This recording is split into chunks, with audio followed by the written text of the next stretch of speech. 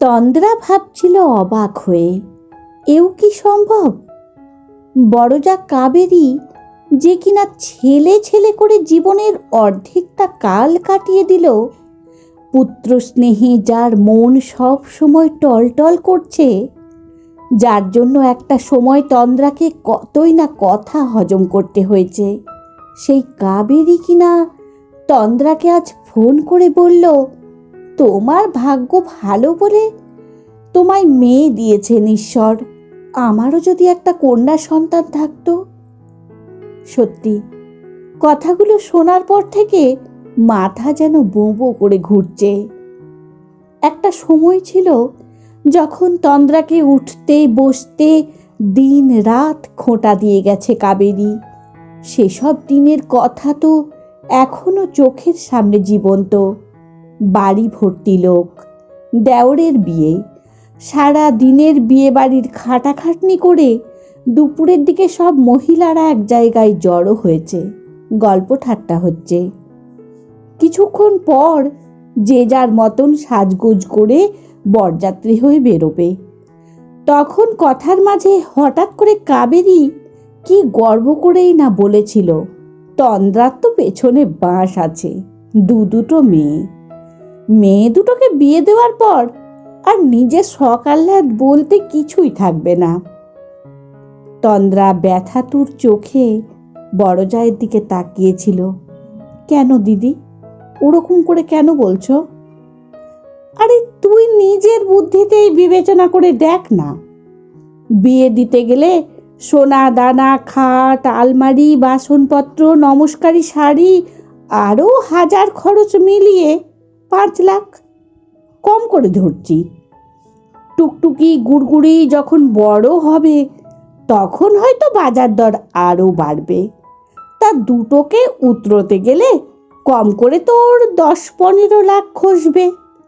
তারপর আর নিজের জন্য মানতাসা, চূড় এসব করতে পারবি? মুখ শুকিয়ে গিয়েছিল তন্দ্রার। সত্যি সে সময় সে ভয়ই পেয়েছিল। দুটো মেয়ে, অলোক একটা সাধারণ প্রাইভেট ফার্মে কাজ করে, কি করে কি করবে। আর তখন পাশের সবাই যেন তন্দ্রার মুখের অসহায় ভাবটা বুঝতে পেরেছিল। রসিয়ে রসিয়ে কত মন্তব্য এলো, মেয়ে মানুষ নিয়ে অনেক জ্বালা। এক তো যতদিন না বড় হচ্ছে টেনশন, বড় হলে আরেক টেনশন। কেউ যেন বলেছিল, তারপর আর সুখ কোথায়, বিয়ে দিয়ে দিলে তো অন্য লোকের সম্পত্তি, তখন তো আর তোমার থাকছে না, বুড়ো বয়সে দেখারও কেউ থাকবে না। তার কথা টেনে কাবেরী বলেছিল, আরে মোদ্দা কথা, তোর 10 লাখ যাবে আর আমার 10 লাখ আসবে, ছেলে বিয়ে দিলে আমদানি তো হবেই। হাসতে হাসতে মাথা নুইয়ে গিয়েছিল কাবেরীর। তন্দ্রা চুপ করে দেখছিল সবার মুখ চোখের উত্তেজনা, এক একজনের প্রয়োজনাতিরিক্ত উল্লাস। কিন্তু সেদিন একবারের জন্য নিজের ভাগ্যে দুঃখ হয়নি, মেয়েদের উপর ক্রোধ বিদ্বেষও হয়নি। শুধু মনে হয়েছিল মেয়ে দুটোকে যেন মানুষের মতন মানুষ করতে পারি। আর যেবার বুক্কা, বড়জার ছেলে বুক্কা, চাকরি পাওয়ার পর ব্যাঙ্গালোর গেল, আর পুজোতে বিজয়ার প্রণাম ফোন করে জানালো শুধু নিজের বাবা মাকে, তখন খুব দুঃখ হয়েছিল তন্দ্রার। কাবেরীকে বলেছিল, বুক্কাটাকে কোলে পিঠে মানুষ করলাম, আর চাকরি করছে, লায়েক হয়েছে, আর কাকিমা কাকাকে মনে করে একটা প্রণাম জানাতে পারল না। শুনে কি বিদ্রুপই না করেছিল কাবেরী। ও তো আর ঘরের মেয়ে নয় যে বসে বসে ফোনে পুটুর পুটুর করে কথা বলবে। পুরুষ মানুষের হরেক কাজ থাকে। তাছাড়াও ও তো আমাকে বলেছে তোদের প্রণাম জানিয়ে দেওয়ার জন্য। রাগ হয়েছিল তন্দ্রার। কথাগুলো শুনে বলেছিল, এ আবার কি কথা বললে দিদি? আমরা কি খুব দূরের যে ফোনে কথাও বলতে পারবে না, তোমাকে জানিয়ে দেবে? তবে বলছো বুক্কা ভাবে আমরা পর? তা শুনে হেসেছিল কাবেরী। বেশি তেজ দেখাস না তন্দ্রা, বংশে একটাই ছেলে বুক্কা, তোরও 2 মেয়ে, ছোটটার 1 মেয়ে। তোদের বয়সকালের ভরসা তো আমার ছেলেটাই। তন্দ্রা সেদিন আর কথা বাড়ায়নি, তবে মনে মনে ভেবেছিল যে ছেলে ফোনে সামান্য খোঁজ খবর নেয় না, সে ভবিষ্যতে ওদের দেখবে। এ যে অবিশ্বাস্য ব্যাপার। তারপর ব্যাঙ্গালোর থেকে বুক্কা কলকাতায় ফিরল। ছেলে অফিসে যাওয়ার সময় কাবেরীর কি তৎপরতা! এই ছেলের চশমা এনে দিচ্ছে, তো এই ছেলের হাত মুখ মুছিয়ে দিচ্ছে আঁচল দিয়ে, তো কখনো চুপ করে ছেলের মুখের ঝাল সইছে। সেসব দেখে তন্দ্রা বলেছিল, দিদি, বুক্কাকে অত তোয়াজ করো কেন? এত মেজাজ কিসের ওর? চাকরি করছে বলে কি তোমার মাথা কিনে নিয়েছে? ওকে ওর নিজের কাজগুলো করে নিতে দাও। কাবেরী মুখ বেঁকিয়েছিল, আর সারা জীবন যা ভেবে এসেছে সেই ভাবনারাই কথারূপে বেরিয়ে এসেছিল ওর মুখ দিয়ে। তুই কি বুঝবি? তোর তো মেয়ে, আমার ছেলে। মেয়েদের মতন করে কি আর ছেলে মানুষ করতে হয়? এসব শুনতে শুনতে একটা সময় তন্দ্রার এগুলো অভ্যেস হয়ে গিয়েছিল, আর মাথা ঘামাতো না বুক্কা বা কাবেরীকে নিয়ে। ততদিনে টুকটুকি স্কলারশিপে ইঞ্জিনিয়ারিং করে জার্মানে সেটেল, আর গুড়গুড়ি নেট কোয়ালিফাই করে যাদবপুর ইউনিভার্সিটিতে ফিলোসফির প্রফেসরি করছে। দুজনেরই বিয়ে হয়ে গিয়েছে, তবে বিয়েতে গয়নাগাটি খাট পালঙ্ক কিছুই দিতে হয়নি তন্দ্রা আর অলোককে, কারণ জামাইদের এসবে ঘোর আপত্তি। সবার বাড়ির অবস্থা ভালো, তাই এক্সট্রা ফার্নিচার কেউ নেবে না। গয়নার কথা শুনে টুকটুকির বর বলেছিল, আজকাল কেউ সোনা পরে? মনে তো হয় না টুকটুকি পরবে বলে। আর দরকার পড়লে আমরা নিজে গড়িয়ে নেব, ওসব ঝামেলায় যাবেন না। তবু নিজের মনে শক্ত থাকেই, তাই 2 মেয়েকেই তন্দ্রার যা যা শখ ছিল সেরকম গয়না গড়ে দিয়েছে। তাতে এমন কিছু বেগ পেতেও হয়নি তন্দ্রা অলোককে। হয়তো এজন্যই মেয়েদের লক্ষ্মীর রূপ বলে, যার জন্য কোনোদিনও অভাব বোঝেনি স্বল্প রোজগারের তন্দ্রা অলোকের সংসার।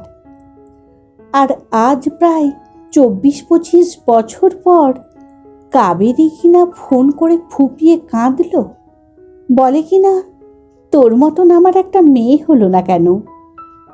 এতে কি তন্দ্রার খারাপ লাগার কথা, ভালো লাগার কথা, না চিন্তা করার কথা? এইসবই ভাবছিল তন্দ্রা। অনেক দিন হলো এখন ওরা একসঙ্গে থাকে না। আগের বাড়ি বেচে যে যার মতো ফ্ল্যাট কিনে নিয়েছে। কাবেরীরা থাকে শোভাবাজারে, আর তন্দ্রারা রথতলায়। তবে মনে হচ্ছে একবার শোভাবাজারে গিয়ে দেখতে হবে কাবেরীকে, কেন এমন ফুপিয়ে কাঁদছিল। সেই মতো দুপুরে তাড়াতাড়ি খাওয়া দাওয়া সেরে বিকেলের দিকে বেরোলো তন্দ্রা। গুড়গুড়ির ফ্ল্যাটের সামনেই নিজের ফ্ল্যাট কিনেছে অলোক তন্দ্রা। গুড়গুড়ির শ্বশুর বাড়ি জোড়া ফ্ল্যাট। এক পাশে থাকে শ্বশুর শাশুড়ি, আরেক পাশে থাকে গুড়গুড়ি আর রাজা। কিছুদিন হলো ওদের দোতলা ফাঁকা হতে সেটা কিনে নিয়েছে গুড়গুড়ি। মাইনে ভালো পায়, তাই লোন নিয়ে কিনে ফেলেছে। দোতলার একদিকের একটা পোর্শন। পুজোর জন্য গুড়গুড়ির কলেজ ছুটি, তাই ভাবলো একবার গুড়গুড়িকে বলবে শোভাবাজার জেঠিমুনির বাড়ি যাবে নাকি। গুড়গুড়িদের ফ্ল্যাটের কাছে ঢুকতেই দেখলো 2 মাঝবয়সী লোক ওদের নতুন ফ্ল্যাটের দরজার মুখ থেকে চলে গেল। পেছনে দাঁড়িয়েছিল গুড়গুড়ি। মাকে দেখে বলল, কি গো, তুমি আমার নিকেতনে? তোমার ব্যাপার কি? মেয়েকে ছদ্ম ক্ষোভ দেখালো তন্দ্রা। খুব কথা শিখেছিস তো। তো এরা কারা ছিল? ওর ফ্ল্যাটের কোলাপসিবল গেটে তালা লাগাতে লাগাতে বলল, ভাবছি ভাড়া দেব, শুধু শুধু ফেলে রেখে লাভ কি? ভাড়া দিলে দুটো পয়সা আসবে। তা ভালো বুদ্ধি করেছিস। তোর শ্বশুর শাশুড়ির মত আছে তো?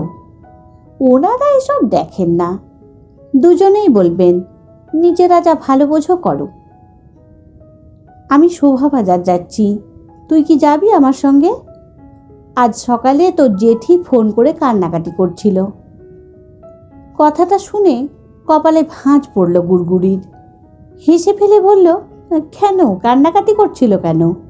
জীবনে তো কাঁদতে দেখিনি তাকে।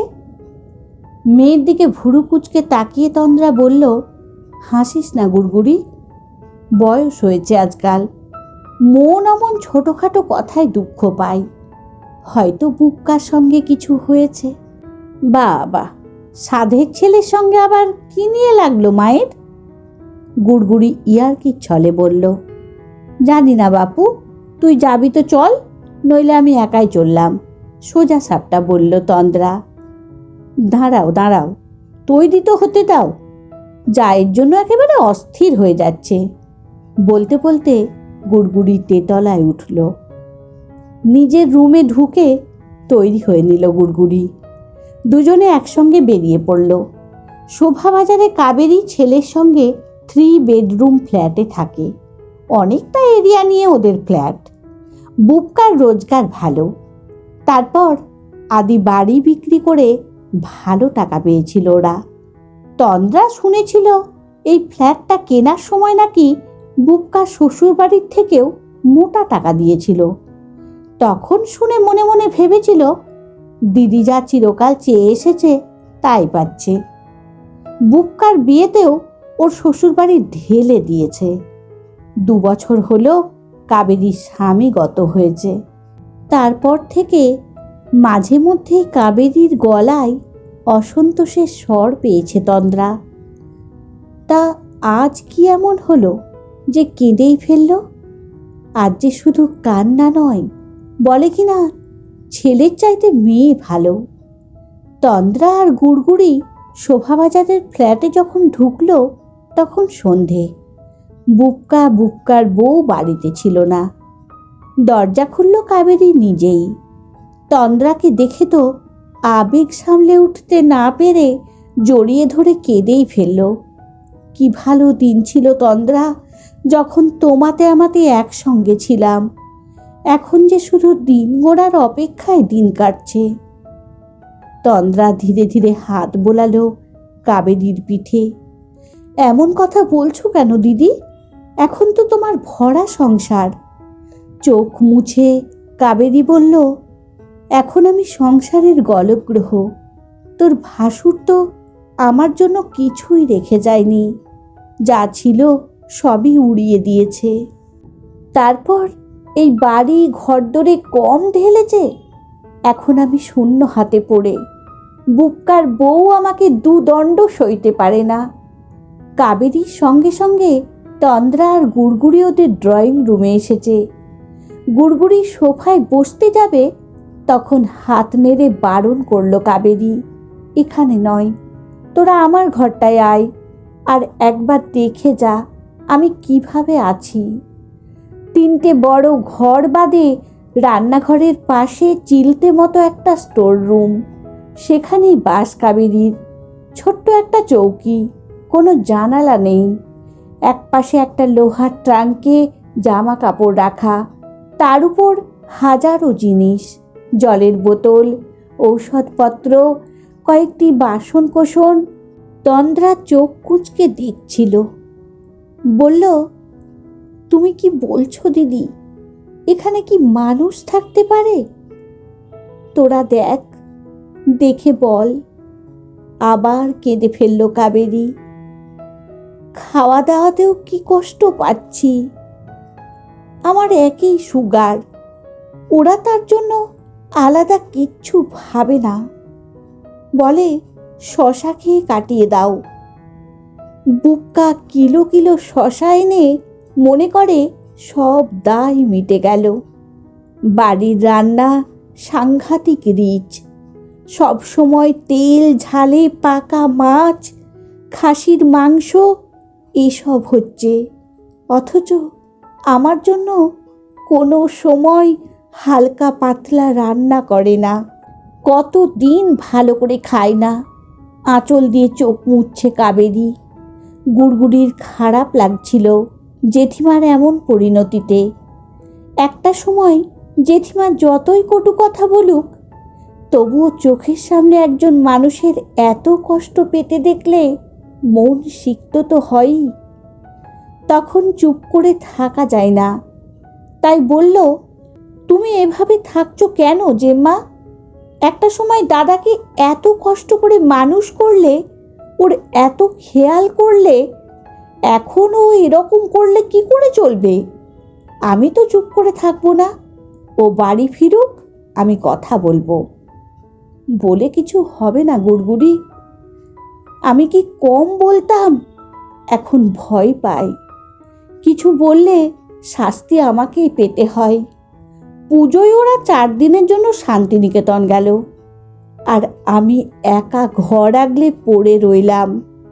খাবার দাবারের কিচ্ছু ব্যবস্থা করে যায়নি। হাতে পয়সা নেই যে দৌড়ের থেকে কিছু কিনে নিজে রান্না করে খাবো।